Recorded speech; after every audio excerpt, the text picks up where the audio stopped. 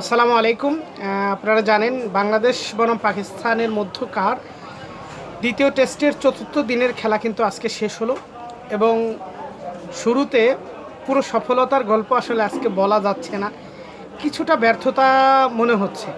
আপনারা জানেন বাংলাদেশ যে রানটা করেছে সব মিলিয়ে কিন্তু পাকিস্তানের জন্য টার্গেটটা দাঁড়িয়েছে ৪৩৭ রান, অর্থাৎ ৪৩৭ রান করলে পাকিস্তান কিন্তু এই টেস্টটা জিতবে। তো পাকিস্তান আজ পর্যন্ত ৩১৬ রান করলো ৭ উইকেট হারিয়ে, অর্থাৎ পাকিস্তানের আর ৩টা উইকেট আছে এবং তাদের রান দরকার হলো আরও ১২১, অর্থাৎ আর ১২১ রান করতে পারলে তারা এই টেস্টটা জিতবে।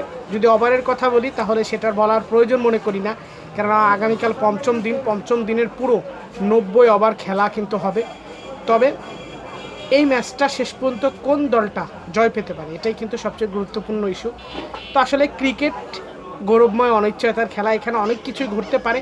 আপাতত যদি প্রেডিকশন দিতে বলেন বাংলাদেশকে এগিয়ে রাখতে হবে, কেননা মাত্র ৩টা উইকেটের পতন ঘটাতে পারলেই কিন্তু বাংলাদেশ জিতে যাবে। এবং তার মধ্যে আবার একটা গুরুত্বপূর্ণ কথা পাকিস্তানের জন্য, সেটা হলো রেজওয়ান কিন্তু এখনও আছে ৭১ রান নিয়ে, তার উইকেটটা কিন্তু গুরুত্বপূর্ণ। অর্থাৎ সে যদি লিটন দাসের মতো বলারদের নিয়ে সাবধানে আস্তে আস্তে এই রানটার দিকে এগোতে থাকে তাহলে দুর্ঘটনা ঘটলেও কিন্তু ঘটতে পারে। তবে আমরা প্রত্যাশা রাখবো কোনো কিছুই ঘটবে না, বাংলাদেশ সহজেই কালকের দিনের শুরুতেই উইকেটগুলো ফেলে জয়টা নিশ্চিত করবে। তবে শেষ পর্যন্ত কি হয় এর জন্য কিন্তু আমাদের অপেক্ষা করতে হবে আগামীকাল সকাল 10টার পরে যখন ম্যাচটা শুরু হবে। তো আপনারা কি মনে করছেন শেষ পর্যন্ত কোন দলটা জয় পেতে পারে, বাংলাদেশ নাকি পাকিস্তান? কমেন্টে জানাবেন আপনাদের মন্তব্য মতামত। ধন্যবাদ সবাইকে।